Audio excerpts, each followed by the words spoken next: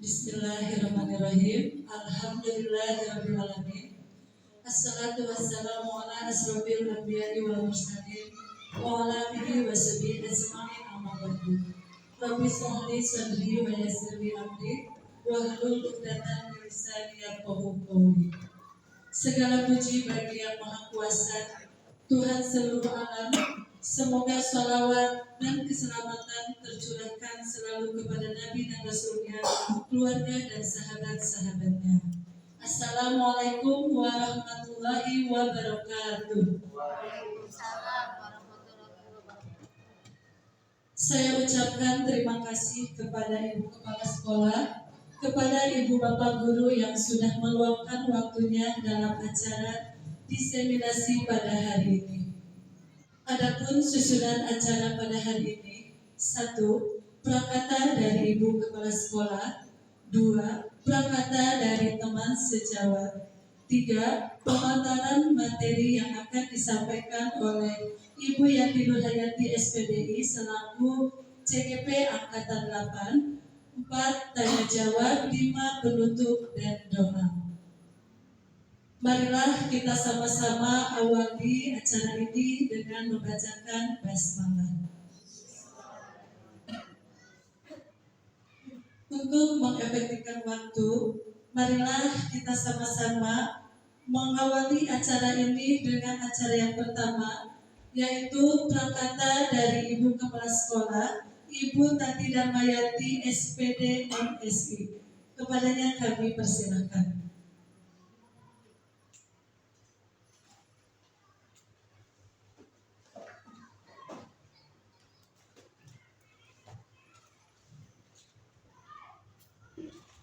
Bismillahirrahmanirrahim. Ibu beserta Bapak yang saya hormati, Assalamualaikum warahmatullahi wabarakatuh.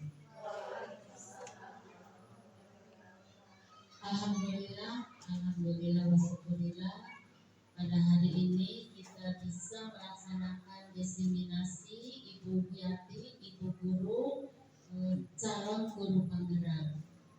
Salawat serta salam kita limpahkan pada junjungan Nabi besar Nabi Muhammad Sallallahu Alaihi Wasallam. Ibu Bapak, alhamdulillah dengan adanya guru penggerak, mudah-mudahan guru penggerak sebagai pembaharu di sekolah, sehingga bisa memberikan inovasi kepada teman sejawatnya, sehingga kualitas pendidikan di sekolah SDN Jatisari lebih meningkat kembali. Ibu dan Bapak, dengan adanya guru penggerak, kita bisa berkomunikasi dan bisa memberikan pertanyaan atau berdiskusi mengenai pembelajaran di SD Jatisari, sehingga Ibu dan Bapak mengenai pembelajaran seperti apa yang dikatakan oleh guru penggerak, murid sebagai pusat pembelajaran kita semua. Ibu dan Bapak, rupanya tidak banyak yang akan Ibu sampaikan karena waktu yang terbatas. Mudah-mudahan Ibu dan Bapak hari ini keadaan sehat sehingga bisa mengikuti diseminasi yang dipimpin oleh Ibu Yati. Rupanya cukup sekian. Wabillahi taufiq wal hidayah. Wassalamualaikum warahmatullahi wabarakatuh. Terima kasih Ibu atas perkataannya. Lanjut untuk mengijak acara yang kedua, prakata dari teman sejawat yang akan diwakilkan oleh Ibu Lisnawati SPD. Kepadanya kami persilakan.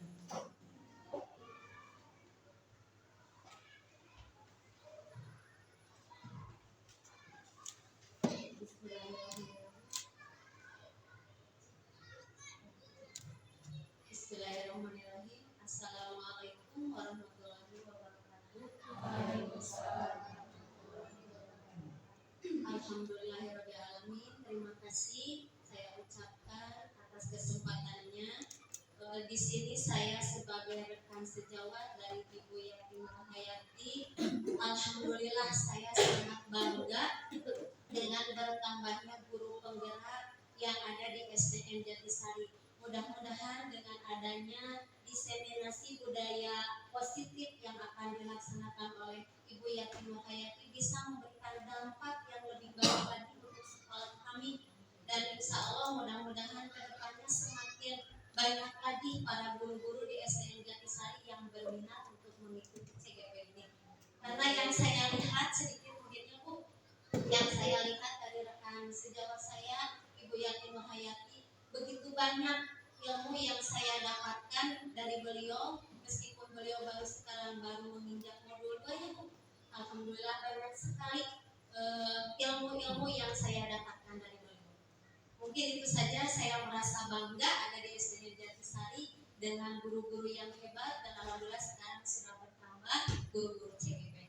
Mungkin itu saja. Terima kasih. Wassalamualaikum warahmatullahi wabarakatuh.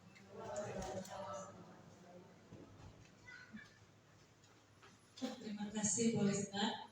Lanjut ke acara inti Ibu, acara ketiga. Marilah kita dengarkan sama-sama pemaparan tentang diseminasi budaya positif oleh Ibu Yati Nur Hayati, SPDI CGP 8 SDN Jatisari. Kepadanya kami persilakan. Alhamdulillah, terima kasih Ibu Moderator yang sudah meluangkan waktunya dan memberikan kesempatan berharga ini kepada saya. Baik, kita awali diseminasi siang ini karena kita berada di jam-jam rawan ya, supaya lebih semangat. Kita awali dengan pantun, Ibu Bapak Guru menjawabnya dengan cakep. Siap Ibu Bapak? Siap. Iya, kita mulai ya.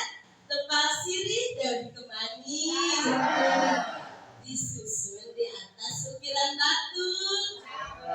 Terimalah salam dari kami. Assalamualaikum warahmatullahi wabarakatuh. Waalaikumsalam warahmatullahi wabarakatuh. Alhamdulillahirrahmanirrahim. Paslon makan tomat, yang jawab selam, I love you so much.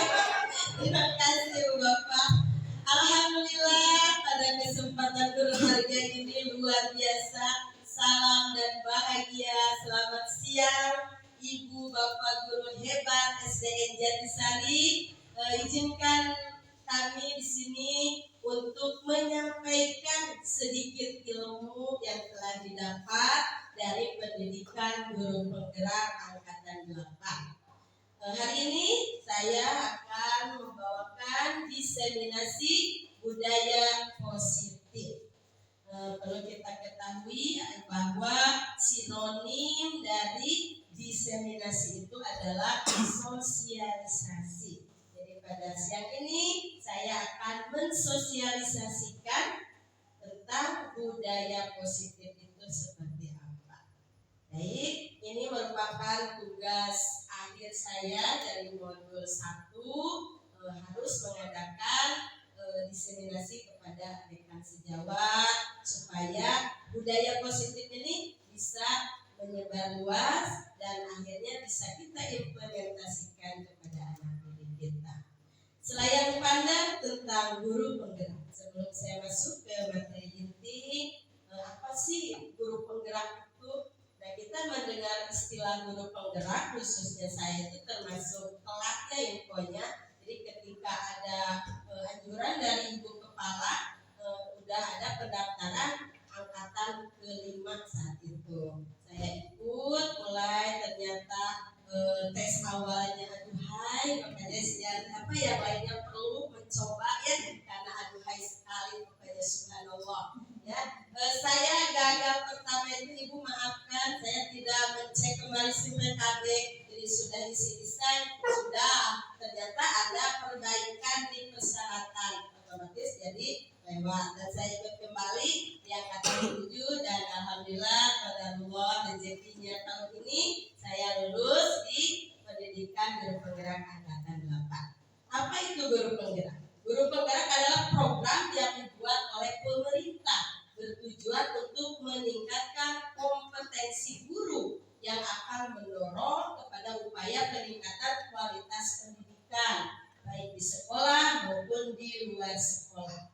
Pendidikan guru penggerak itu menggunakan pendekatan andragogi dan blend learning. Andragogi itu yang pada prakteknya itu student center, jadi melibatkan anak dalam pengalaman pembelajaran. Kemudian apa itu blend learning? Blend itu blender, memadukan ya, memadukan pembelajaran online dengan offline tatap muka seperti itu ya. Kemudian manfaatnya ternyata alhamdulillah banyak sekali manfaat yang didapatkan.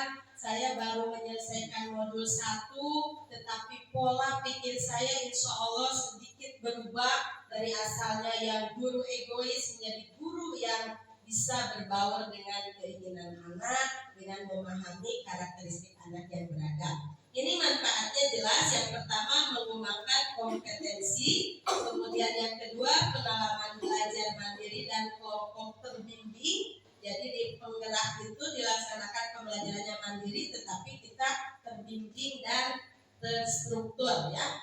Kemudian pengalaman belajar bersama rekan guru yang lain, yang alhamdulillah di SDN Jatisari kita sudah punya kakak-kakak senior di CGP, yaitu Ibu Sarah dan Ibu Risha. Alhamdulillah walaupun mereka sebagai anak didik saya dulunya, tetapi Masya Allah sudah mendahului gurunya ya. Ternyata kita harus bangga, khususnya saya juga bangga punya anak didik yang selangkah lebih maju dari saya sebagai gurunya. Jadi Ibu Risha, Bu Sarah udah lulus, nah ini ibu gurunya mah baru mau ya, seperti itu. Kemudian pengalaman mendapatkan bimbingan mentoring dari pengajar praktik secara berkala, secara rutin. Kita terbimbing adanya pendampingan individu oleh pengajar praktik. Kemudian mendapatkan komunitas belajar baru, tentu saja bertambah teman, bertambah ilmu, dan juga bertambah income tentunya insya Allah ya. Kemudian yang terakhir, nah ini mendapatkan sertifikat pendidikan 306 JPEG, Bapak Ibu bayangkan, dan piagam guru penggerak. Nah sekarang pertanyaan pemantik untuk kegiatan kita hari ini. Nah dijawab ya, setuju atau tidak setuju. Yang pertama, hukuman dapat mendisiplinkan murid. Setuju tidak Ibu Bapak? Tidak setuju. Nanti ya alasannya kita bahas secara mendetail. Yang kedua, pemberian hukuman dengan hal positif seperti membaca atau membersihkan halaman sekolah dapat meningkatkan disiplin murid. Setuju atau tidak? Setuju. Siapkan alasannya ya. Nanti kita tampilkan di depan. Yang terakhir, memberikan penghargaan dapat meningkatkan motivasi murid. Setuju atau tidak Bapak Ibu? Nah, dengan kita sering memberikan penghargaan akan meningkatkan motivasi murid. Setuju atau tidak? Setuju. Ya, ada yang setuju, ada yang tidak. Nanti kita akan temukan jawabannya. Baik, ini dia modul 1.4 budaya positif. Apa itu budaya positif? Penjelasannya seperti ini. Budaya positif akan menumbuhkan rasa aman dan nyaman pada murid dalam proses pembelajaran. Budaya positif juga akan mendorong murid untuk mampu berpikir, bertindak mandiri, dan bertanggung jawab. Nah, kemudian apa saja konsep dalam modul budaya positif itu? Nanti ketika kita membuka modul budaya positif, banyak hal yang akan kita pelajari. Nah, ini ada 6, yaitu 1, disiplin positif dan nilai-nilai kebajikan universal. Yang kedua, teori motivasi, hukuman, penghargaan, dan restitusi. 3, keyakinan kelas. 4, kebutuhan dasar manusia. 5, posisi kontrol sebagai guru. Dan yang ke-6, segitiga restitusi. Ini memang modul 1.4 itu mundal apa bahasa Sundanya ya. Jadi banyak sekali istilah-istilah, banyak sekali ilmu-ilmu yang harus kita dalami, harus kita pahami. Karena ini semua tentu harus kita praktekkan kepada anak didik kita. Kita menginginkan lingkungan sekolah yang aman, pembelajaran, ya kita harus menciptakan budaya positif.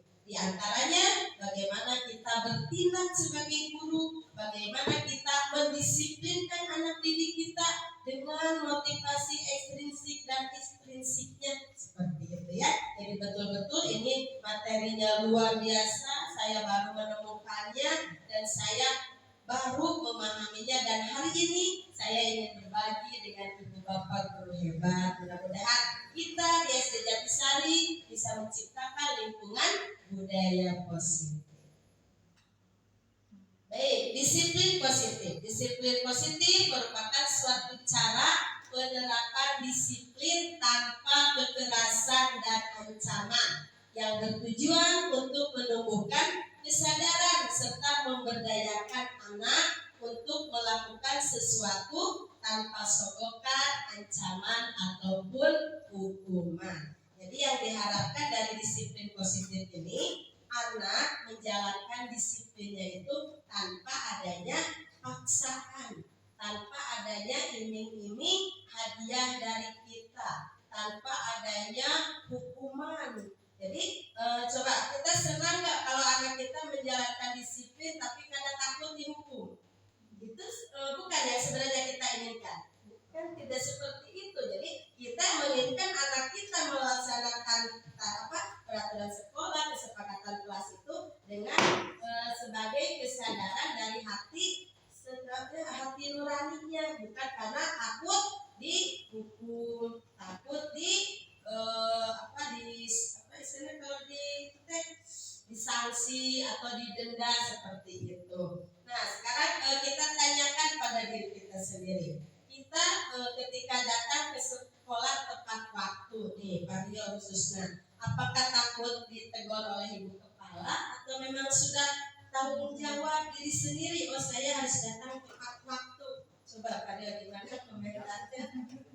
Karena kita udah dimotivasi bukan anak-anak lagi, karena takut dengan sesuatu ataupun sekolah mungkin lebih bertanggung jawab secara pribadi, karena memang itu adalah tanggung jawab saya. Masuk jam 7 pulang jam 2.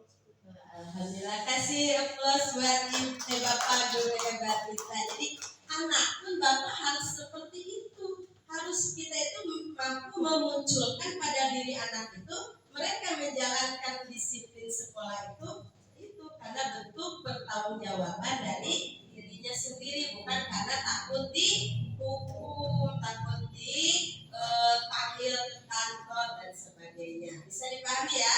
Jadi disiplin positif ini merupakan cara kita menerapkan disiplin tanpa adanya kekerasan dan ancaman. Nah, sehingga nantinya akan muncul nilai-nilai kebajikan universal. Apa itu nilai-nilai kebajikan?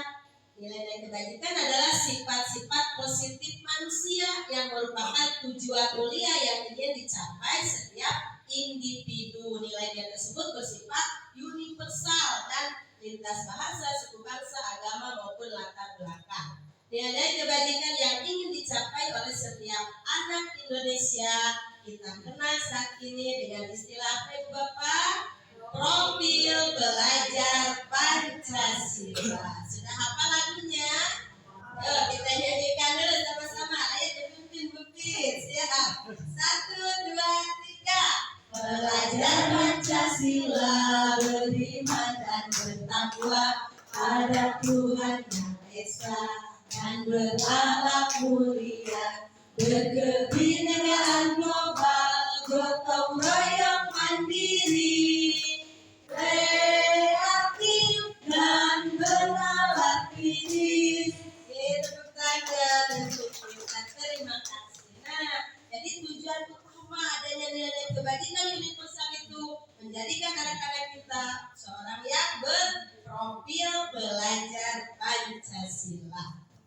Nah, sekarang motivasi perilaku manusia. Tentu saja untuk memunculkan budaya positif tersebut, kita harus mampu menggali motivasi dalam diri anak-anak kita. Nah, ini motivasi perilaku manusia. 1, untuk menghindari ketidaknyamanan atau hukuman. Apa yang akan terjadi apabila saya tidak melakukannya? murid melakukan disiplin diri karena dia takut dihukum. Nah, jadi kalau murid melakukan disiplin karena takut dihukum, ini merupakan motivasi apa? Ini Bapak? Ini merupakan motivasi ekstrinsik. Jadi dari pengaruh luar, bukan dari dalam dirinya sendiri, seperti itu.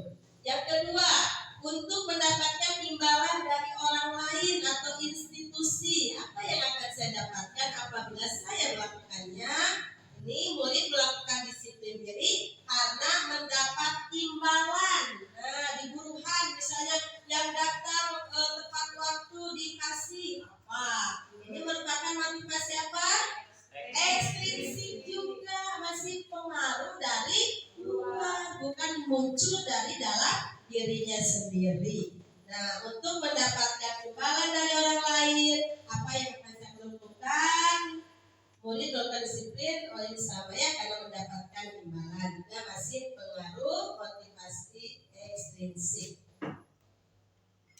Nah, jadi kembali yang tadi bahwa bukan ekstrinsik yang kita harapkan, tetapi anak-anak memiliki motivasi intrinsik dari dalam dirinya sendiri. Kita masuk ke materi yang selanjutnya yaitu hukuman dan penghargaan. Ini sering kita lakukan Ibu Bapak. Apabila yang menurut kita anak melanggar, bisa lari keliling lapang.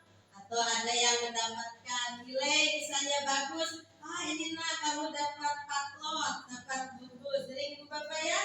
Nah, kita akan bahas apa pengaruhnya, dampaknya, dan bagaimana sebenarnya hukuman dan penghargaan itu dilakukan.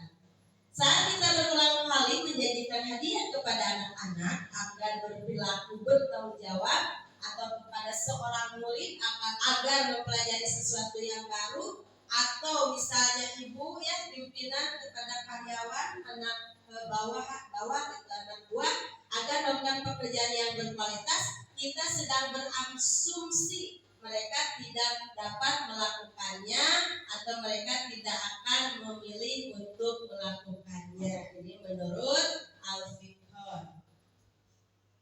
Nah, dihukum oleh penghargaan. Jadi sebetulnya dengan adanya penghargaan itu bisa saja justru itu menjadi hukuman. Penghargaan bersifat menghukum, penghargaan merusak hubungan, penghargaan menurunkan kualitas, penghargaan mematikan kreativitas, penghargaan mengurangi motivasi intrinsik, penghargaan tidak efektif. Nah, kita bahas satu-satu. Bagaimana penghargaan bisa bersifat hukuman? Ada yang bisa sharing? Jadi kenapa nih penghargaan itu justru disebut hukuman? Justru kan kita itu memberikan penghargaan, tapi malah bersifatnya hukuman. Ada yang bisa memberikan gambaran? Silakan. Oh iya, silakan Ibu Lisa. Ibu Bapak kita sharing saja ya. Jadi silakan yang punya pengalamannya, yang punya. Terima kasih Ibu waktunya. Ini yang dirasakan di kelas saya ya, terutama anak-anak itu waktu dulu itu zaman dulu karena bersaing ingin dapat hadiah ranking kelas, akhirnya anak-anak lupa waktu untuk bermain, lupa waktu untuk makan, untuk istirahat, merasa terbebani anak-anak tersebut, hingga akhirnya dia malah jatuh sakit, Ibu ya. Dia ngeluh gitu sama saya, Ibu aku capek karena orang tua aku pengen aku juara satu terus. Akhirnya dia tidak memiliki teman di luar, dijauhi juga sama teman karena dia takut nilainya turun.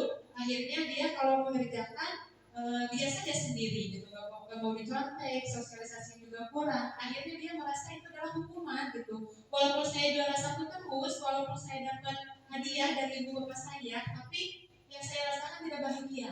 Nah, itu adalah salah satu mungkin salah satu contoh dari penghargaan yang bersifat menghukum. Iya, terima kasih, tepuk tangan teman-teman. Baik, terima kasih Bu Lisa.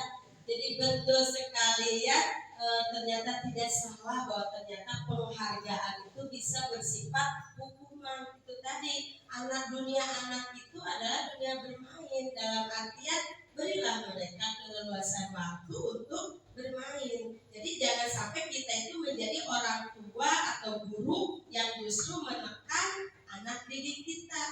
dengan kita memberikan penghargaan, nah ketika dia itu misalnya hari ini dia mendapatkan 100, dan ketika akan ulangan berikutnya atau mengerjakan tugas berikutnya ada kekhawatiran, bagaimana kalau saya tidak seperti itu lagi, udah saya nggak akan belajar, nggak akan bermain, malah saya akan belajar terus, sehingga melupakan waktunya yang harus dipakai istirahat atau bermain dan sebagainya. Seperti itu bisa mulai ada bayangan ibu bapak guru. Jadi ternyata kita itu harus selektif dalam memberikan penghargaan kepada anak didik kita maupun anak kita sendiri. Penghargaan merusak hubungan. Nah ini bisa dicontohkan misalnya dua orang sahabat ya. Ketika saya dan Bu Lisna misalnya bersahabat, tetapi ibu misalnya lebih sering memuji Bu Lisna, akan timbul dalam hati, kenapa ya padahal saya itu lebih baik dari Bu Lisna. Akhirnya akan merusak hubungan persahabatan yang sudah terjalin. Begitupun di anak didik kita.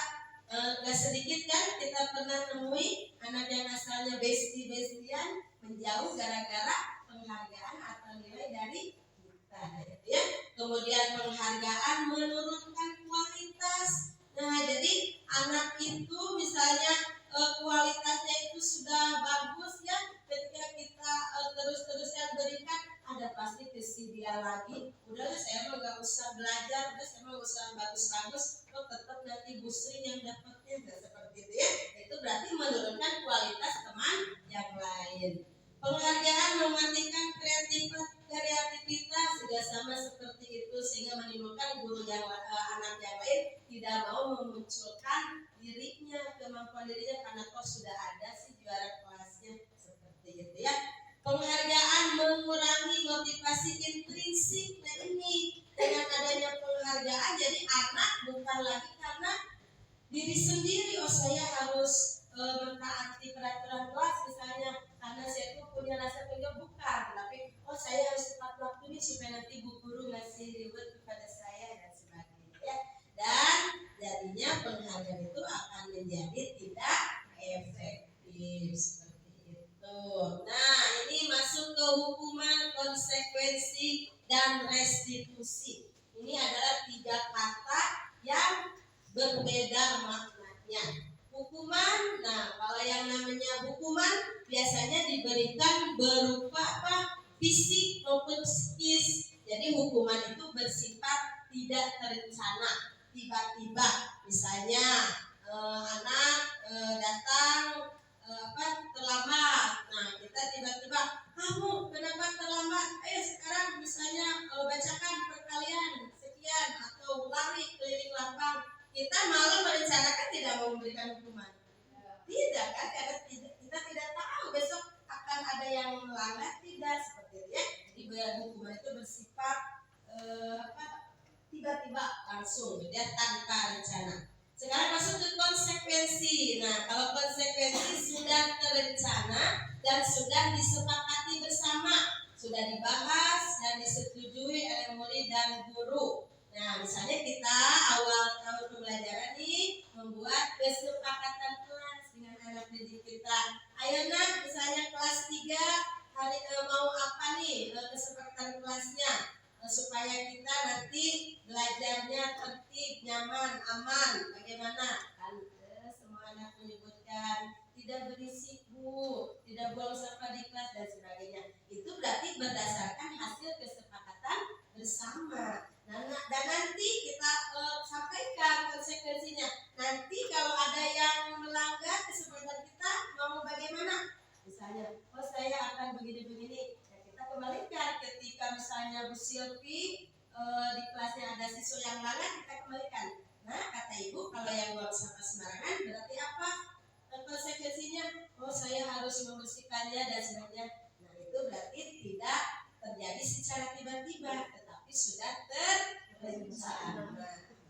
Kemudian kalau restitusi, nah restitusi itu memberikan alternatif solusi, merupakan proses kolaboratif yang mengajarkan murid untuk mencari solusi sendiri. Nah restitusi ini biasanya kita mengadakan dialog. Ketika anak kita melanggar kesepakatan, kita dialogkan dulu, kenapa bisa begini, harusnya bagaimana, dan kamu akan memperbaiki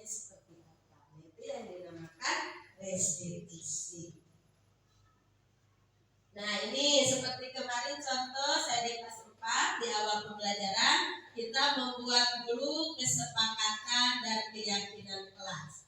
Apa itu keyakinan kelas? Merupakan sesuatu yang dapat diterapkan di lingkungan kelas. Pembuatan keyakinan kelas melibatkan semua warga kelas dan dapat ditinjau kembali dari waktu ke waktu. Nih, idealnya guru kelas itu bagus karena punya kelas tetap ya. Beda dengan saya guru mapel dan saya belum mempunyai ruangan khusus. Jadi ketika ibu bapak membuat kesepakatan kelas, ditempelnya di kanton, bisa dibungkus plastik, dipajang di kelas. Jadi ketika anak yang saya tidak boleh berantem, tahu keinginannya itu seperti apa, dan mudah-mudahan ini akan memunculkan tadi motivasi intrinsik dalam anak, dalam diri anak, supaya tidak melanggar kesepakatan kelas. Seperti itu bisa dipahami Bu Bapak.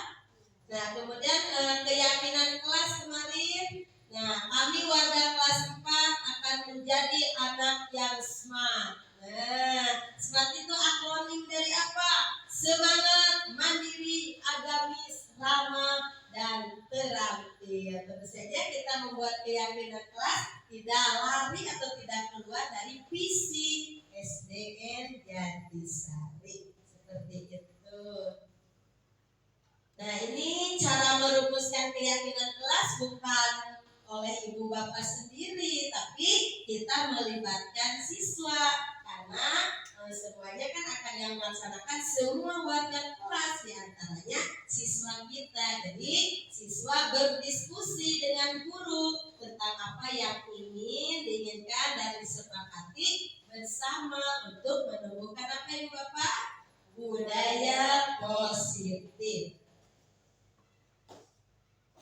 Nah ini sebelum kelima kebutuhan dasar, nah supaya tidak mengantuk, kita ice breaking dulu ya. Kelihatan nih dari belakang adegan. Nah silakan Bukti. Siap, ice breaking dulu ya Bu Bapak biar tidak kayak Bapak tidak bisa nanti harus mengikuti semuanya ya, tidak ada yang duduk, semua berdiri. Bisa nanti dilakukan di kelas masing-masing. Silakan. Semua berdiri ya. Boleh berdiri ibu bapak supaya tidak ngantuk ya. Aktif. Boleh tangan kanannya ditumpukan ke teman yang sebelah kanan. Kita bilang bersama semangat, semangat, semangat. Semangat, semangat, semangat. Ganti tangan kiri. Semangat, semangat, semangat. Goyangkan tangannya ke depan. Ya, semangat.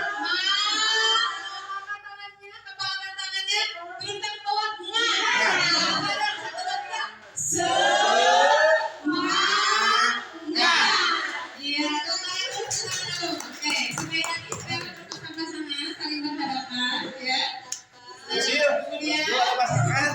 Siap, tangan kanannya, tangan kanan, nah seperti ini. Ini Bu. Ya, ya. Tangan kanan dan kanan tapi jangan dipegang. Nah, sebentar. Saya akan membacakan sebuah cerita. Saat ada kata tangkap, maka tangkap tangan temannya. Nah, siapa yang terpegang berarti itu ya tidak konsentrasi. Ya, Tanpa di dalam berarti. ya. Suatu hari ada ikan yang menangkap. Iya, saya menangkap. Oh. Nah, berarti yang tertangkap tidak konsentrasi. Iya, kalau tidak ditangkap, berarti itu konsentrasi. Oke, siap. Siapa yang menangkap tangannya? Ada? Nah, berarti masih menemukan ya, masih menemukan. Lanjutkan. Ikan tersebut berguling-guling di dasar kolam hingga akhirnya tertangkap oleh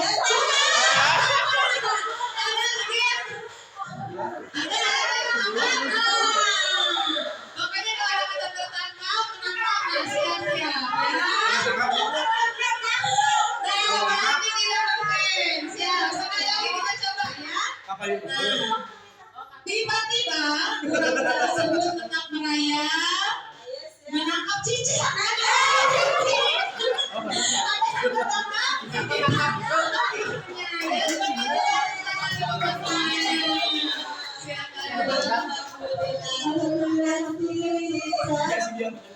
dengar ya, agak ngantuk nggak?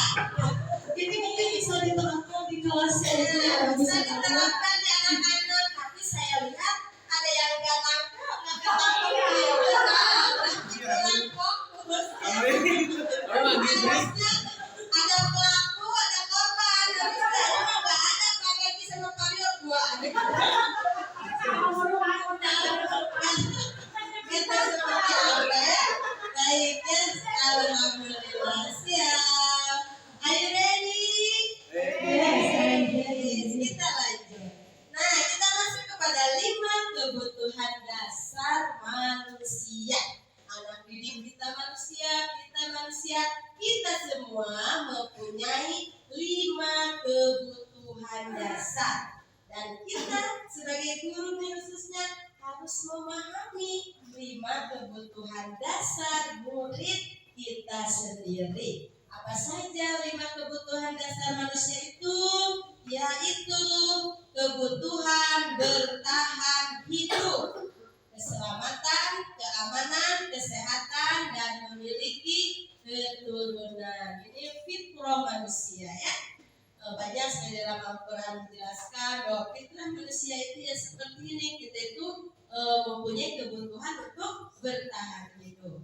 Kemudian ada lagi kebutuhan dasar kita itu kasih sayang dan rasa diterima.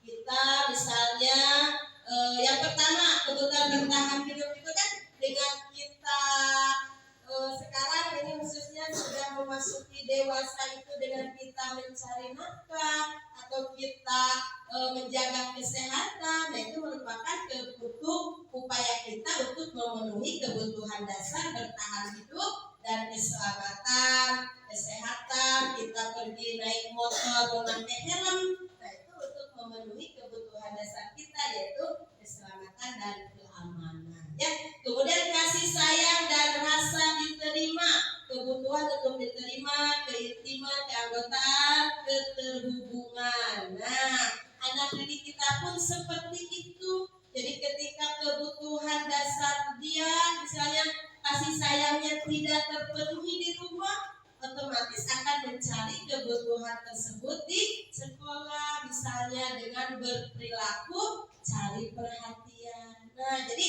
kita jangan justru memandang sebelah mata anak-anak kita yang sesuatu ya dalam artian ingin diperhatikan, mungkin saja kebutuhan dasar kasih sayang di rumah dia tidak terpenuhi sehingga dia menginginkan dari kita. Jadi kita itu pandai-pandai memahami karakteristik anak-anak didik kita ya, seperti itu. Kemudian ada kebutuhan dasar penguasaan, kebebasan, kemudian kesenangan. Nah, ini tadi jadi anak-anak butuh mereka merasa senang, merasa hiburan, bahagia, gembira.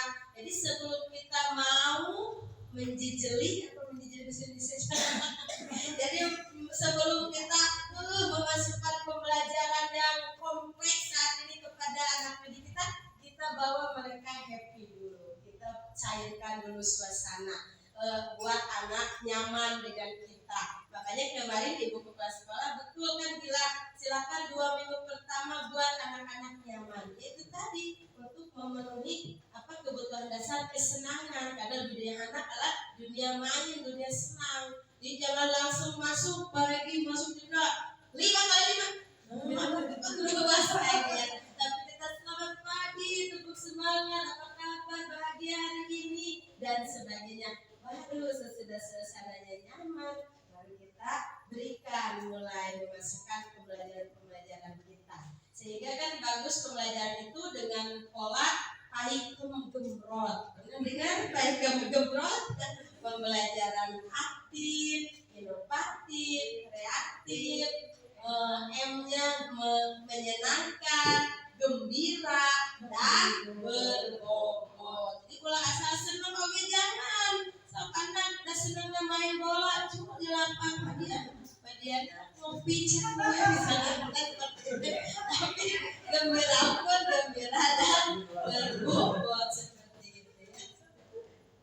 Maaf dia. Nah ini kebutuhan dasar manusia ini contohnya nih ada kasus Dinda seorang seorang anak kelas 3 SD begitu tiba di rumah sepulang dari sekolah menangis dan mengadu kepada ibunya bahwa dia benci pada ibu gurunya yaitu Ibu Rani. Nah, ketika terjadi hal seperti ini, anak didik kita pulang menangis kemudian menyebutkan benci dengan kita. Kira-kira kebutuhan apa yang berusaha dipenuhi oleh Dinda? Nah, bisa saja kebutuhan Dinda, kebutuhan dasar kasih sayangnya tidak terpenuhi oleh gurunya. Bisa saja penguasaan, misalnya ya, karena tidak paham materinya, bu guru teh kumaha nerangkeun teh kageriem cenah teh ngatos, berarti kebutuhan dasar penguasaan dari murid kita tidak terpenuhi. Ya, seperti itu. Nah, kita akan masuk kepada bagaimana kita memposisikan diri. Nah, ada yang disebut 5 posisi kontrol. Nah, ya, harus jelas ya, 5 posisi kontrol. Nah, apa saja dari 5 posisi tersebut, Bu Bibit? Ada yang pertama penghukum, yang kedua pembuat rasa bersalah, yang ketiga teman, yang keempat pemantau, dan yang kelima adalah manajer. Nah, ini nanti akan ada ulasan videonya supaya lebih memahamkan Ibu Bapak. Tapi sebelumnya saya dulu sebelum mengikuti pendidikan guru penggerak ini selalu ada di posisi penghukum, pembuat rasa bersalah, dan juga teman. Karena menurut saya ketiga posisi tersebut memang begitu harus dilakukan oleh seorang guru. Penghukum, jadi saya menghukum anak didik saya yang melanggar karena dengan tujuan supaya kapok dan tidak mengulanginya lagi. Kemudian ada pembuat rasa bersalah, jadi saya menyalahkan, coba kalau kamu tidak seperti itu, ibu kan nanti tidak akan dipanggil ibu kepala, atau kasihan orang tua kamu. Itu posisi pembuat rasa bersalah yang tumbuh dalam diri anak, bukannya ingin memperbaiki tapi bunyinya aku bersalah. Nah, seperti itu. Jadi justru menjatuhkan anak. Kemudian ada di posisi teman, karena saya ingin dekat dengan anak-anak didik saya, jadi saya seolah membenarkan pelanggaran mereka. Iya nah, gak apa-apa, iya nah. Nah, apa nanti dampaknya? Ternyata ketiga posisi yang selama ini sudah saya terapkan itu ternyata Masya Allah ya salah besar, dan itu jangan lagi dipraktekkan. Makanya tujuan utama dari adanya diseminasi hari ini supaya kita sama-sama harus berada di posisi mana supaya menyelamatkan anak-anak didik kita, seperti itu, supaya kita tidak salah melangkah. Nah, tujuannya dulu ini mempelajari 5 posisi kontrol ini. 1, agar guru dapat melakukan refleksi atas disiplin yang telah dijalankan selama ini. Apakah ini sudah bagus nih dampaknya pada anakku atau belum? Kemudian guru dapat menerapkan disiplin restitusi di posisi manajer. Nah, ini posisi ideal adalah posisi manajer. Jadi nanti Ibu Bapak amati videonya seperti apa sih manajer ini sehingga disebutkan bahwa posisi manajer adalah posisi ideal yang harus kita teladani, kita terapkan. Kemudian minimal pemantau kita itu. Jadi yang 3 tadi betul-betul tidak tepat ya. Kemudian agar dapat menghasilkan ini murid yang bertanggung jawab, mandiri dan merdeka. Karena bagaimanapun di kurikulum merdeka anak harus bernalar kritis, mandiri. Nah, ini sebagai pemantik dari kita, bagaimana kita mengajak mereka berdialog, berdiskusi, menyelesaikan masalah atau pelanggaran yang dia lakukan. Yang kelima, kemudian guru dapat menganalisis secara kritis, reflektif, dan terbuka atas penemuan diri yang didapatkan dari mempelajari 5 posisi kontrol.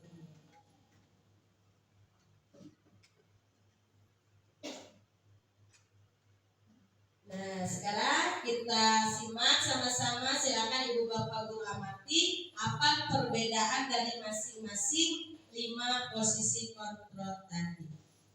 Silakan Ibu.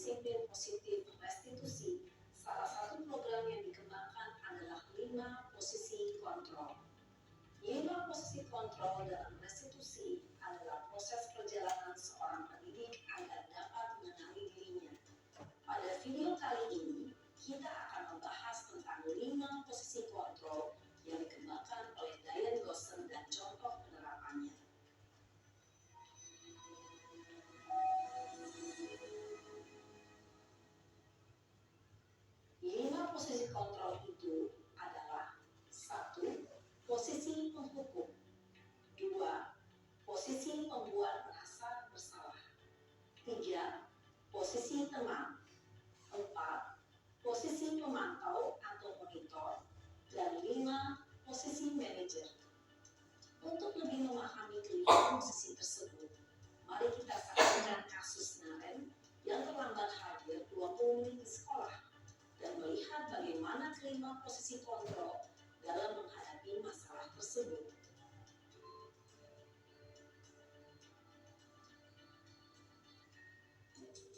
Nah, silakan Ibu Bapak amati. Ini adalah bagaimana seorang guru yang berada di posisi penghukum. Naren! Sini kamu! Selamat pagi, Bu. Selalu terlambat. Kamu deh, pasti terlambat. Maaf, Bu. Saya Apa? Apa coba? Alasan kamu apa lagi? Kapan sih kamu tidak terlambat? Malas sekali ya kamu jadi anak. saya Dasar pemalas. Gak kapok-kapok sih kamu. Sudah berapa kali terlambat? Sana, kamu keliling lapangan basket 2 kali. kenapa saya harus pilih lapangan basket, Bu? Kenapa? Kamu melawan ibu. Berani-beraninya jawab. Sudah terlambat, masih berani jawab pula. Sekarang, keliling lapangan basket 5 kali sekalian. Biar kapok.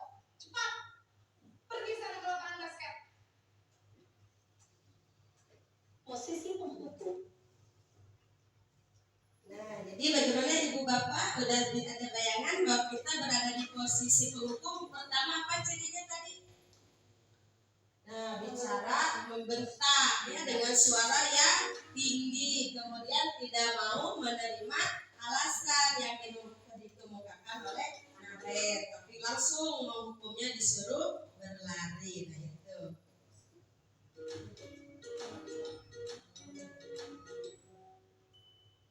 Salam bahagia ibu dan bapak guru hebat.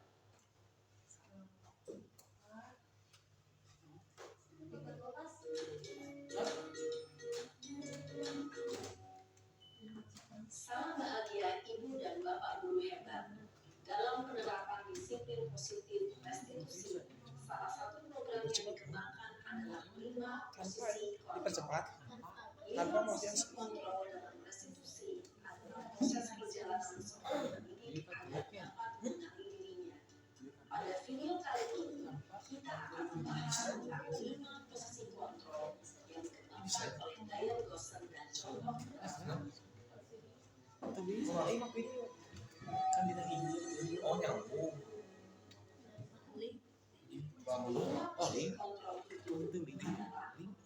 adalah posisi menghukum, 2 posisi membuat rasa bersalah, 3 posisi tenang, 4 posisi memantau atau monitor, dan 5 posisi manajer. Untuk lebih memahami kelima posisi tersebut, mari kita saksikan kasus Naren yang terlambat hadir 20 menit di sekolah dan melihat bagaimana kelima posisi kontrol dalam menghadapi masalah tersebut.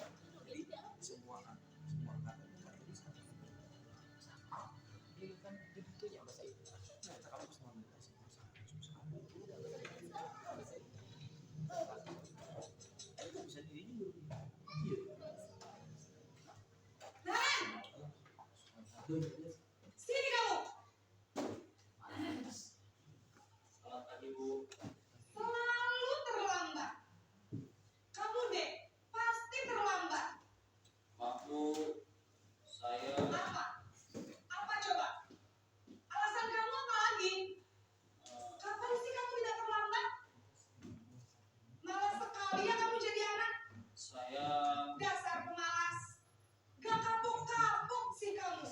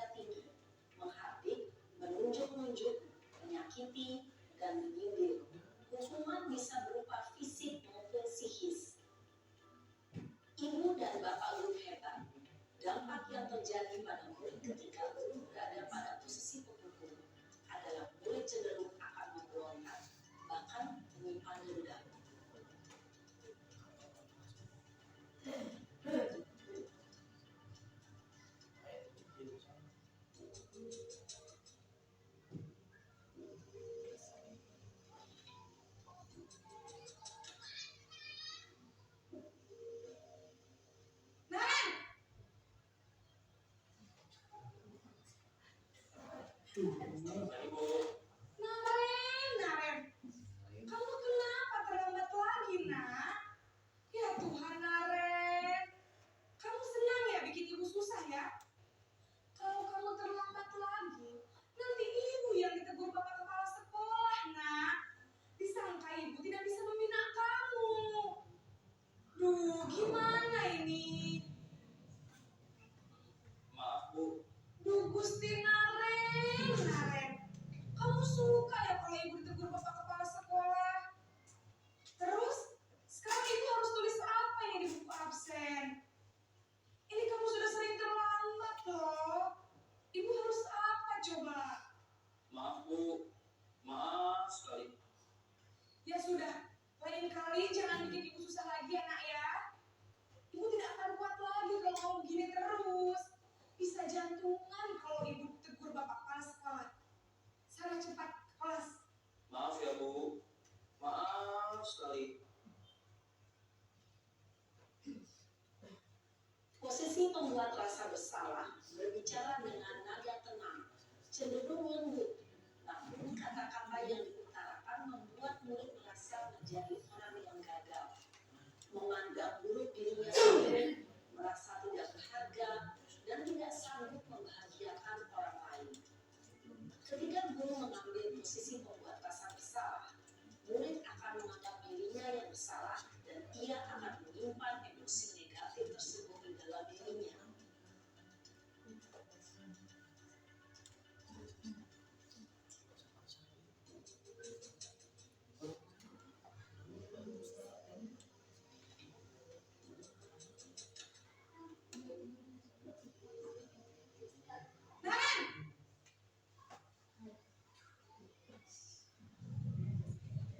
Selamat pagi Bu. Wah, sudah jam berapa ini nak? Terlambat lagi ya sayang. Iya Bu. Habis saya Bu. Kamu malah menyalahkan ibu kamu. Kamu bukannya anak yang larinya paling kencang. Kok terlambat sih? Iya Bu. Saya memang terlambat bangun tadi. Jadi biarpun saya kencang, tetap gak kekejar Bu. Ya sudah sana. Nanti lain kali larinya lebih kencang lagi ya. Biar gak terlambat lagi. Bikin seneng ibu. Demi ibu. Bisa kan? Bisa lah Bu. Ya sudah sana masuk kelas. Ibu beresin urusan absen kamu. Kamu ini ada-ada saja. Dalam posisi teman, guru berbicara dengan nada suara ramah, akrab, cenderung bersenda gurau untuk menjaga suasana tetap santai. Murid akan merasa senang, aman, dan akrab dengan guru. Identitas yang tercipta adalah identitas sukses atau berhasil. Namun, perlu diingat, karena ini masih dorongan eksternal, maka ada faktor ketergantungan dari murid kepada orang tertentu. Di sini, guru absennya, sehingga di lain waktu, murid bisa berperilaku baik, namun hanya kepada orang-orang tertentu saja.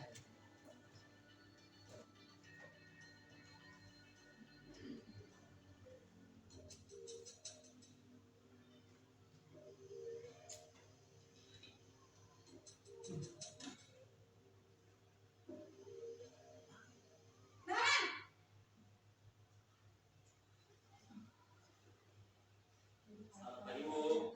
Naren, apa peraturan sekolah kita tentang jam berapa kita harus masuk sekolah, nak? Kita harus di sekolah jam 7 Bu. Iya betul, sekarang sudah jam 7.20. Naren sudah tahu konsekuensinya jika terlambat hadir. Paham Bu. Saya harus tinggal kelas pas jam istirahat selama 20 menit.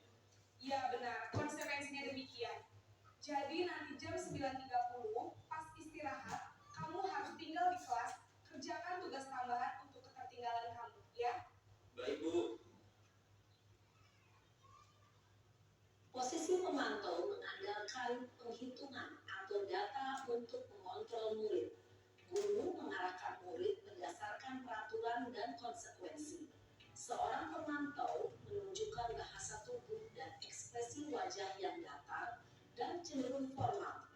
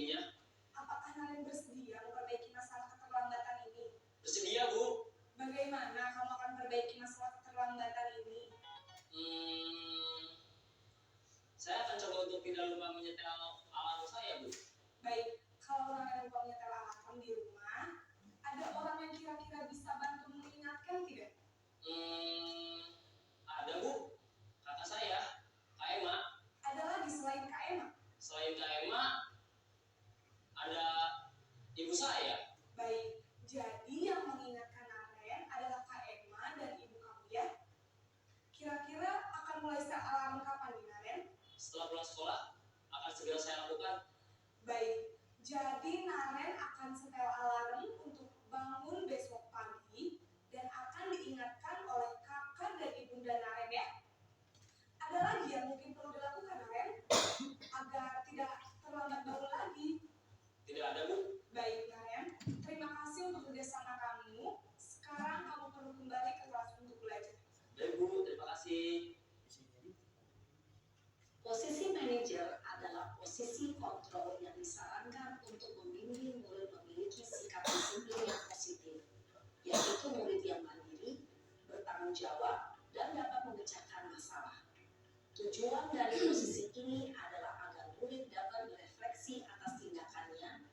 Guru akan dengan tulus memberikan pertanyaan-pertanyaan bermakna, sehingga membuat murid dapat belajar dari kesalahannya dan mencari sebuah solusi untuk menyelesaikannya. Ibu dan Bapak guru hebat, setelah mengamati adegan kelima posisi kontrol tadi, kira-kira posisi mana yang paling ideal? Posisi mana yang dapat menunjang motivasi intrinsik murid? Ya, tentu posisi manajer. Posisi ini memang posisi ideal yang ini. Nah, itu tadi ya Ibu Bapak Guru, setelah kita menyaksikan tentang 5 posisi kontrol. Kira-kira selama ini ada yang sudah berada di posisi manajer? Sudah ada? Insya Allah kita akan berusaha untuk berada di posisi manajer, karena dari kelima posisi kontrol tadi yang mengarahkan murid atau yang memotivasi, memunculkan motivasi dan prinsip, yaitu berada di posisi manajer. Ya, bagaimana kita melakukan dialog. Dan nah ini jadi kelanjutannya, dalam posisi sebagai manajer atau posisi kontrol manajer, kita seorang guru harus mengenal bahkan melakukan segitiga restitusi. Apa itu restitusi? Restitusi adalah proses menciptakan kondisi bagi murid untuk memperbaiki kesalahan mereka sehingga mereka bisa kembali kepada kelompok mereka dengan karakter yang lebih kuat. Jadi restitusi juga merupakan proses kolaboratif yang mengajarkan murid untuk mencari solusi terhadap masalah mereka dan membantu mereka juga berpikir tentang apa yang akan mereka lakukan untuk mencapai tujuan mulianya dan bagaimana mereka harus memperlakukan orang lain. Itu tertuang menurut dosen ya. Jadi restitusi itu bagaimana upaya guru mengembalikan anak ke komunitasnya. Seperti tadi kan terjadi bahwa silakan Naren, apa yang akan kamu lakukan dan sebagainya, silakan sekarang kamu kembali ke kelas. Itu jadi upaya mengembalikan murid kepada komunitasnya dengan motivasi intrinsik yang lebih kuat. Jadi bukan lagi karena takut dihukum dan sebagainya, gitu ya. Apa segitiga restitusi? Nah, segitiga restitusi yang pertama menstabilkan identitas. Jadi ketika murid melanggar kesepakatan, kita stabilkan identitas. Kita semua akan melakukan hal yang baik yang bisa kita lakukan. Kita munculkan dalam diri anak-anak, kita itu bisa tidak melanggar, kita itu bisa seperti ini dan sebagainya. Kemudian yang kedua, validasi tindakan yang salah. Semua perilaku tentu saja memiliki alasan. Seperti halnya tadi Naren, kenapa datang terlambat? Karena lupa menyetel alarm. Dan akhirnya Bu Guru kan menanyakan siapa kira-kira yang bisa membantu Naren seperti itu. Kemudian menanyakan keyakinan. Kita bisa menuntun siswa untuk memperbaiki kesalahannya. Jadi ketika siswa kita melanggar atau melakukan kesalahan, kita bukan malah lebih menjatuhkannya lagi, menekannya, tapi bagaimana kita menuntun anak untuk memperbaiki kesalahannya. Seperti itu, itulah yang dimaksud dengan segitiga restitusi. Ini semua tidak terlepas dari pemikiran Ki Hajar Dewantara bahwa guru itu sebagai tani, sekolah itu sebagai kebun, ladang, dan anak didik kita sebagai benihnya. Bagaimana kita menuai benih tersebut, menyemai benih tersebut supaya tumbuh sesuai dengan yang kita harapkan. Seperti itu. Tujuannya dari segitiga restitusi itu untuk mengetahui salah satu cara menanamkan disiplin positif pada murid sebagai bagian dari budaya positif di sekolah. Sehingga kalau anak tidak melanggar, otomatis lingkungan sekolahnya nyaman. Kan terkadang kita bingung, misalnya ada teman kita yang dilanggar, mau bantu gimana, dicuekin gimana. Nah itu berarti menimbulkan suasana tidak nyaman. Kemudian guru dapat menerapkan restitusi dalam membimbing murid berdisiplin positif agar menjadi murid yang merdeka. Kita menggali bagaimana keinginan anak tersebut untuk memperbaiki kesalahannya. Guru dapat menganalisis dengan sikap reflektif dan kritis penerapan disiplin positif di lingkungannya. Nah, akhirnya kita sebagai guru harus melakukan upaya refleksi dari setiap yang telah kita lakukan kepada anak didik kita. Alhamdulillah selesai. Sebagai penutup, saya mengutip dari pernyataan Walt Disney. Maaf kalau salah mengucapkan besar Walt Disney. Semua impian bisa Anda wujudkan jika Anda memiliki keberanian untuk mengejar mereka, ya. Jadi silakan bermimpi, gantungkan cita-cita seperti yang ini. Artinya, jika kita punya impian, maka genggam impian tersebut, yakini dan kejar. Percayalah bahwa impian kita pasti bisa kita wujudkan. Amin. Ya Rabbal Alamin. Menjaga wajada. Nah, dialami oleh rekan kita ya, Bu Lisna, Bu Sri, Bu Pipit. Mereka istiqomah bertahan di Jatisari ya sebagai guru honor dengan gaji sekian juta. Alhamdulillah dengan kesabarannya mereka punya impian ingin diangkat di sini. Masya Allah, qadarullah ya. Allah mengabulkan kesabaran mereka, mengabulkan doa-doa atas kesabaran mereka. Kalau bahasa Sundanya mah ngalamun, oke, ngalaman. Seperti itu. Terima kasih atas segala perhatiannya. Salam guru penggerak, bergerak, bergerak, dan menggerakkan. Mohon maaf atas segala kekurangan, karena kesempurnaan hanya lagu milik Riji Pemda. Ya, terima kasih sekali lagi. Maaf kekurangannya. Kalau ada kelebihan maka diambil saja, gak usah dikembalikan. Wabillahi taufiq wal hidayah. Wassalamualaikum warahmatullahi wabarakatuh. Waalaikumsalam. Kan Ibu Moderator. Terima kasih Bu Yanti. Alhamdulillah ya, kakak hebat kita. Sangat jelas sekali pemaparannya. Mudah-mudahan banyak ilmu yang didapat atas materi-materinya. Sekali lagi tepuk tangan buat Ibu Yanti, hebat sekali ya. Lanjut untuk ke acara yang keempat, Ibu Bapak, acara tanya jawab. Silakan, ini hanya sharing saja. Mungkin Bu Yanti ada permasalahan di dalam kelas yang mau dikonsultasi ya, didiskusikan. Silakan Ibu Bapak. Silakan dua Dibatasi saja ya karena waktunya. Boleh untuk pertanyaan yang pertama, silakan. Ada? Oh ya, Ya ada, silakan.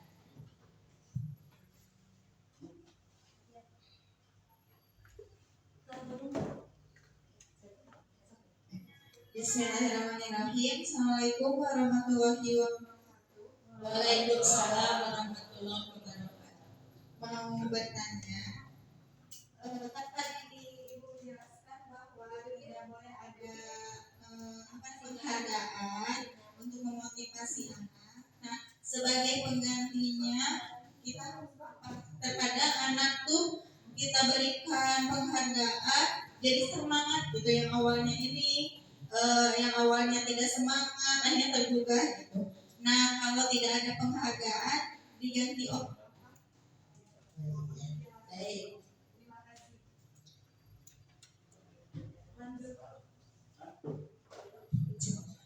Ditampung dulu atau satu-satu dijawab Ibu? Oh iya. Untuk pertanyaan yang pertama dari Bu Irma, silakan Ibu pemateri. Ya baik, terima kasih Bu Irma pertanyaannya. Tadi kita ketahui bahwa penghargaan itu jadi bersikap hukuman ya. Nah sekarang pertanyaan, terus bagaimana kita harus memberikan penghargaan, sementara seperti yang kita tahu bahwa dengan penghargaan itu akan memunculkan motivasi bagi anak seperti itu. Begini ya, mungkin dari saya nanti silakan bisa menambahkan. Kita dalam memberikan penghargaan kepada siswa bukan berarti penghargaan itu tidak ada, maksudnya seperti itu kan, penghargaan bersifat hukuman itu berarti dari tekniknya, dari caranya kita memberikan penghargaannya itu harus seperti apa. Jadi kita tidak diperkenankan atau tidak dibenarkan memberikan penghargaan misal kepada yang punya nilai di atas KKM terus, ya tidak seperti itu karena kan nanti akan bersifat menghukum. Tetapi bagaimana nih teknik kita akan supaya memunculkan lagi motivasi yang lain. Misalnya kita bisa saja memberikan penghargaannya, rewardnya kepada semua orang. Contohnya kita hari ini dari kelas 2 ya, dari kelas 2A ada teman kita yang mendapatkan nilai 100 misalnya. Wah ternyata anak-anak kelas 2 semuanya hebat. Bisa kita kasih tepuk salut untuk kelas 2. Kan semua anak gembira. Oh iya kita hebat. Padahal sebetulnya yang mendapatkan nilai 100 yang ingin kita kasih penghargaan. Tapi karena kita memberikannya dengan teknik merangkul semua anak dulu misalnya seperti itu, mudah-mudahan semua yang tadinya tidak hebat pun oh ya nanti saya mau juga, saya juga nilainya bagus karena merasa terpanggil dari dalam dirinya, berarti bukan karena ingin dikasih hadiah. Seperti itu. Itu dari saya. Ada barangkali yang bisa menambahkan? Kan kita ceritanya sharing ya, itu Mas Edi. Silakan ada tambahan dari yang lain. Jadi kembali lagi kepada teknik kita bagaimana memberikan reward atau penghargaan tersebut supaya justru memotivasi semuanya dan menimbulkan motivasi intrinsik. Ya beda dengan Bu Irma teh hanya manggil sini, Risa kamu ya bagus bla bla bla. Nah kan berarti yang mendapatkannya Risa sendiri. Jadi teman yang lain, wah aku mau padahal aku juga kan cuma sedikit salahnya dan sebagainya, males gak mau. Nah kan kita ada pribadi yang seperti itu ya, justru teman yang istilahnya justru marah gitu orang lain seperti itu teh karena manusiawi ya, anak-anak ya kan, anak-anak gitu. Kita juga, saya juga kan seperti itu misalnya, ada pikir, nah gitunya pikir udah bisa sih kayak tadi, justru karena kita berangkat dari kesal marah seperti itu. Mungkin mudah-mudahan tidak puas begitu. Tidak ada yang mau menambahkan? Barangkali ada yang menambahkan, silakan, atau sudah sedia sekata. Ya, cukup mungkin puas. Boleh tidak puas katanya ya, biar mencari lagi jawaban yang lain. Baik, untuk sesi kedua, pertanyaan kedua, siapa yang akan bertanya? Jangan 77. Satu saja.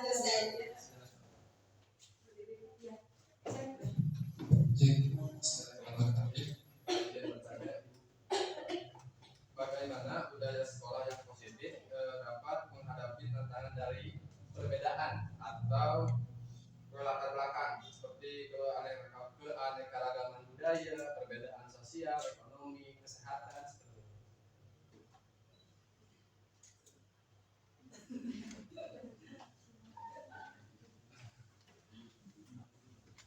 Terima kasih Pak Rio. Sudah dipahami pertanyaannya? Iya. Langsung saja mungkin ya untuk Ibu. Iya baik, terima kasih dari Pak Rio. Pertanyaannya bagaimana nih upaya kita seorang guru ya dalam menghadapi memunculkan menciptakan budaya positif berangkat dari keanekaragaman peserta didik kita. Tuh, sebelumnya ada yang akan menambahkan? Silakan. Akan memberikan jawabannya dari Ibu Kepala mungkin ada. Silakan Ibu. Silakan Ibu. Nah, kita sharing ya. Silakan Bu. Terima kasih. Budaya positif. Arti budaya itu kan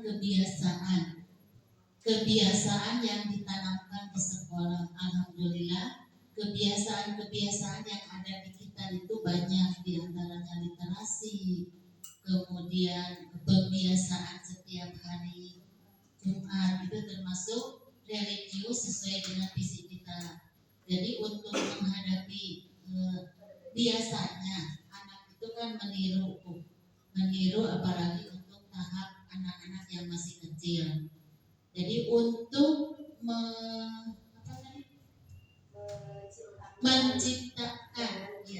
menciptakan keragaman menurut Ibu yaitu memberikan contoh.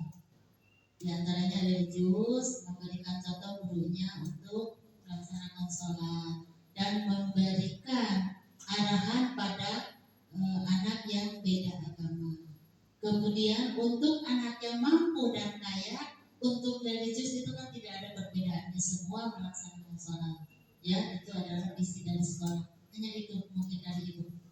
Terima kasih Ibu Kepala. Nah, seperti itu. Jadi ya untuk menciptakan budaya positif dari keragaman kita yang pertama betul sekali Pak Rio. Jadi dengan adanya keteladanan atau suri tauladan yang baik dari kita sendiri sebagai orang tua di sekolah. Karena kan dalam Al-Quran pun bahwa anak itu fitrah gitu. Jadi orang tuanya yang akan membawanya, apakah menyahudikannya atau menasranikannya. Artinya dari ayat tersebut bahwa betul menurut taksonomi Bloom bahwa murid itu anak itu bagaikan kertas kosong yang kita yang mau mengisinya, kita yang harus mengarahkannya. Tentu saja untuk menyamakan persepsi dari keragaman yang ada, yang pertama jelas ada penanaman dulu kepada anak ya, melalui nasihat dulu misalnya secara langsung berbahasa. Nah, bahwa ini begini-begini dan diikuti dengan contoh dari kita suri tauladan. Jadi dalam artian kita bukan begini, kamu harus mengikuti kegiatan duha hari Jumat, tapi Pak Guruna, Ibu Guruna di kantor misalnya atau di mana, tidak. Tapi kita memberikan contoh suri tauladan kepada anak-anak supaya anak-anak nanti meniru. Nah, sudah anak-anak tertanam dari pemahaman-pemahamannya bahwa kita itu harus begini begitu, ada perbedaan ini itu dan sebagainya, harus kita ikuti dengan begini itu dan sebagainya. Kita memberikan pemahaman, baru diikuti dengan pemberian contoh keteladanan seperti itu. Nah,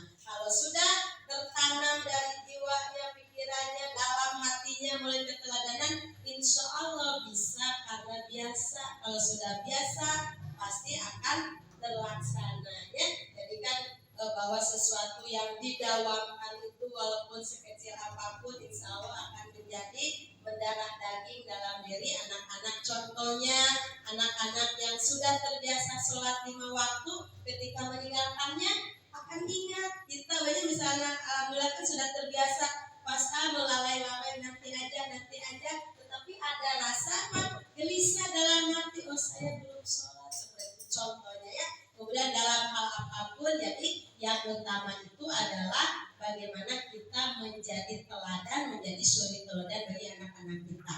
Konsep pendidikan zaman Nabi Muhammad kita flashback menurut sejarah karena saya juga tidak mengalaminya. Jadi bagaimana dari sahabat-sahabat Nabi itu muncul orang-orang hebat yang bisa membukukan Al-Quran, bisa penafsir, bahkan ahli-ahli kedokteran dan sebagainya. Nabi Muhammad hanya satu konsepnya, yaitu melalui keteladanan. Jadi tidak muluk-muluk yang diterapkan oleh Nabi Muhammad metode bla bla bla bla. Jadi intinya itu dengan keteladanan seperti itu ya. Jadi kunci utama tertanamnya budaya positif di lingkungan sekolah kita dimulai dari diri kita sendiri, bagaimana didik kita. Mungkin seperti itu Pak Rio. Sudah terpuaskan? Tidak puas? Silakan Ibu MC. Terima kasih Bu Yati. Alhamdulillah Ibu Bapak, sesi tanya jawab telah selesai. Kita lanjut ke acara yang terakhir. Tapi sebelumnya saya akan simpulkan dulu secara global. Tadi yang pertama Bu Yati mengajak kita untuk bergabung menjadi guru penggerak. Ayo sekarang ada pendaftaran baru penggerak ke-10. Silakan ditunggu ya Ibu Bapak. Yang tadinya awalnya saya juga pengalaman karena disuruh oleh ibu pertamanya itu ya. Tetapi seiring waktu Bu ya, saya melihat Bu Sarah, Bu Yati, terus ikut-ikut seperti ini. Jadi ketertarikannya lebih kuat lagi ya. Alhamdulillah tekad saya untuk menambah ilmu-ilmu baru. Ternyata kita sebagai guru banyak sekali ya ilmu yang masih kurang. Mudah-mudahan dengan di CGP kita bisa menambah ilmu-ilmu yang baru. Yang kedua, tadi secara global yang Ibu Yati sampaikan bahwa dengan budaya positif dapat terwujud apabila ada kolaborasi yang baik antara kita semua, yaitu ibu kepala, guru, dan orang tua. Dengan budaya positif, kita bisa menciptakan lingkungan yang aman, nyaman, kondusif dalam pembelajaran. Itu mungkin ya. Terima kasih Ibu Bapak atas perhatian semuanya. Mohon maaf bila ada salah kata yang kurang berkenan di hati Ibu Bapak. Kita tutup acara ini dengan sama-sama membacakan hamdalah. Akhirul kata, Rabbana atina fid dunya hasanah wa fil akhirati hasanah wa qina adzabannar. Wabillahi taufiq wal hidayah. Wassalamualaikum warahmatullahi wabarakatuh. Waalaikumsalam warahmatullahi wabarakatuh. Terima kasih.